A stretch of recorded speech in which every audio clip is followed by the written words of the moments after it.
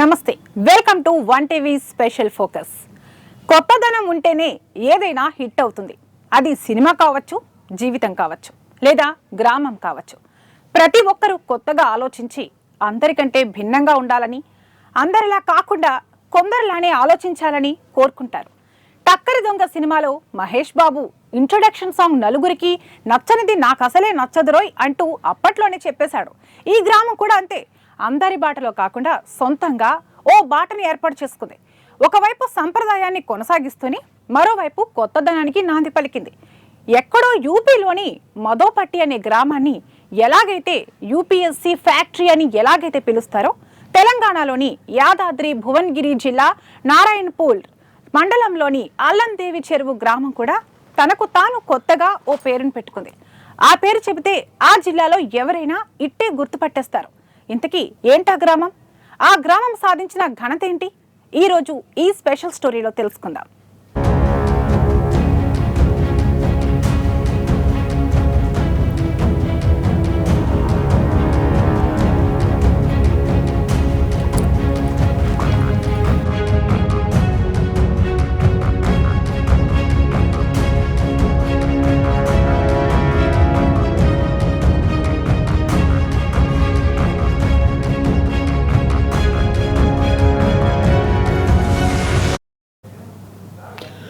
ఆ గ్రామంలో ఎవరిని కదిలించినా కాలర్ ఎగరేస్తూ నేను లారీ డ్రైవర్, నేను లారీ క్లీనర్ అని గర్వంగా చెబుతారు.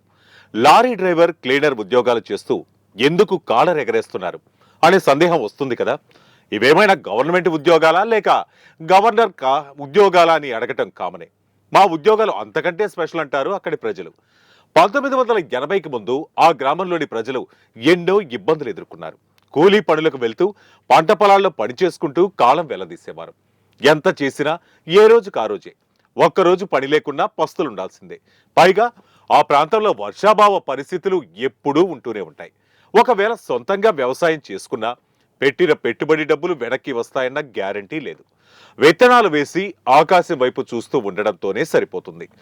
నేల తల్లి గొంతు ఎండిపోయి బేటలు వారిన రోజులు ఎన్నో ఉన్నాయని ఆ తల్లి గోస చూడలేక ఎందరి రైతుల గుండెలో ఆగిపోయిన రోజులు ఉన్నాయి. ఈ పరిస్థితుల నుంచి ఎలా బయటపడాలా అని చూస్తుండగా ఆ ఇద్దరు గ్రామానికి మెరుపు తీగలా కనిపించారు. వారు చేస్తున్న పనిని మొదట గ్రామంలో ఎవ్వరూ గుర్తించలేదు. ఆ ఇద్దరు ఎదిగాక ఎవరు గుర్తించాల్సిన పనే లేదు అన్నట్టుగా మారిపోయింది ఆ గ్రామం. ఇంతకీ ఆ ఇద్దరు ఎవరు, ఏం చేసేవారు?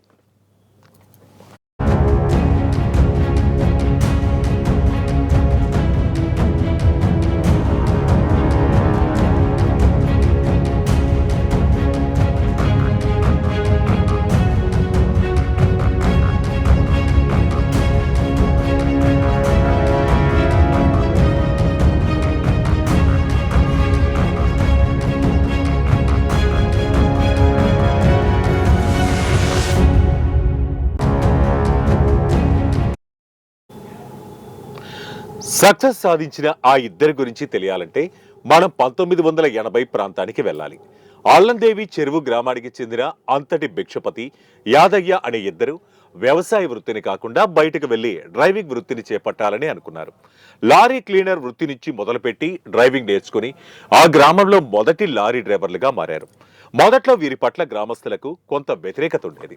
లారీ డ్రైవర్ వృత్తి అంటే సమాజంలో పెద్దగా గౌరవం ఉండదని నమ్మేవారు. కానీ చేపట్టిన వృత్తిని భిక్షపతి, యాదయ్యలు దైవంగా భావించి అంకిత భావంతో పనిచేశారు. డ్రైవింగ్ నుంచి కూడబెట్టిన డబ్బుతో అంతటి భిక్షపతి లారీని కొనుగోలు చేశాడు. గ్రామంలో డ్రైవింగ్ నేర్చుకుని డ్రైవర్లుగా మారింది ఈ ఇద్దరైతే అందులో మొదటి లారీ యజమానిగా మారింది అంతటి భిక్షపతే. వర్షాభావ పరిస్థితులతో వ్యవసాయం ఇబ్బందికరంగా మారింది. వృత్తి ఏదైనా సరే అంకిత భావంతో పనిచేస్తే తప్పకుండా విజయం సాధిస్తామని అంతటి భిక్షపతి, యాదయ్యలు నిరూపించారు. వారిని స్ఫూర్తిగా తీసుకునేందుకు గ్రామస్తులు రెడీ అయ్యారు. గ్రామంలో మార్పుకు బీజాలు ఇక్కడే పడ్డాయి.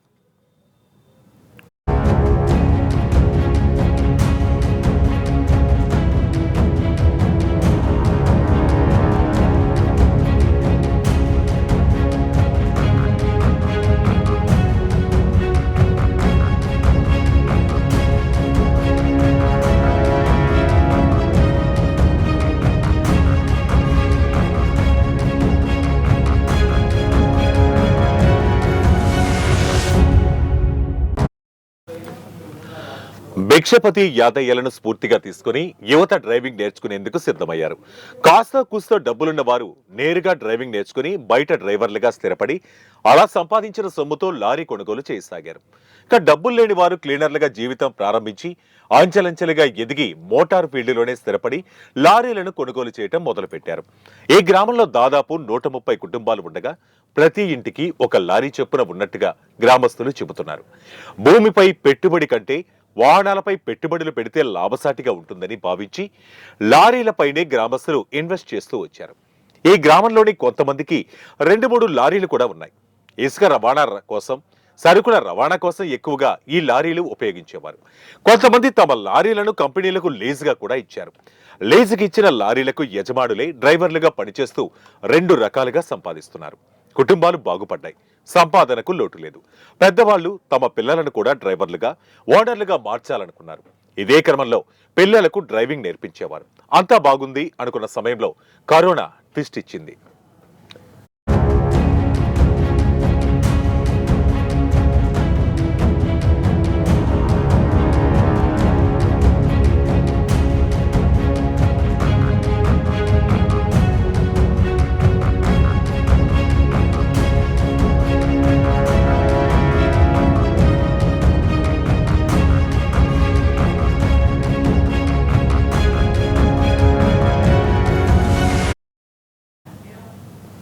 ఈ రంగం ఆ రంగం అనే తేడా లేకుండా అన్ని రంగాలపై కరోనా పంజా విసిరింది.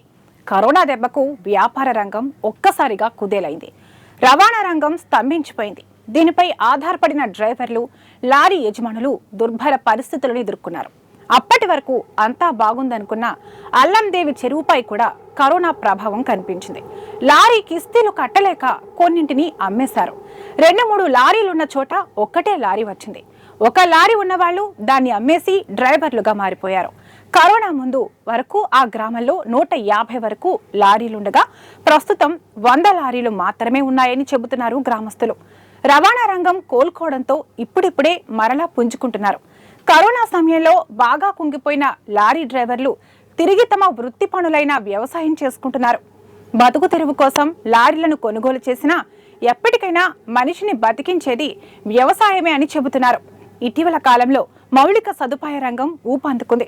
సరుకు రవాణా కోసం లారీలను పెద్ద మొత్తంలో వినియోగిస్తున్నారు. ఈ నేపథ్యంలో అల్లందేవి చెరువు నుంచి పెద్ద ఎత్తున వివిధ ప్రాంతాలకు తరలి వెళ్లాయి.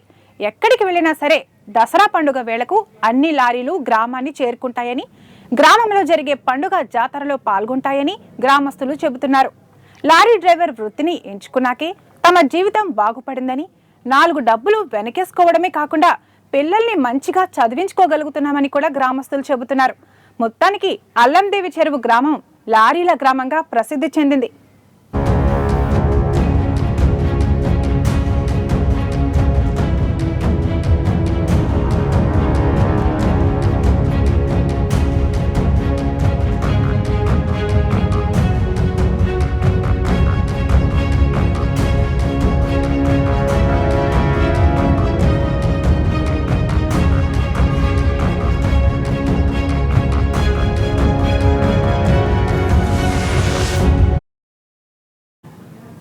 ఇది ఇవాల్టి స్పెషల్ ఫోకస్. మరొక ఇంట్రెస్టింగ్ టాపిక్ తో మళ్ళీ కలుద్దాం. చూస్తూనే ఉండండి 1 టీవీ న్యూస్. ప్రతిక్షణం ప్రజల పక్షం.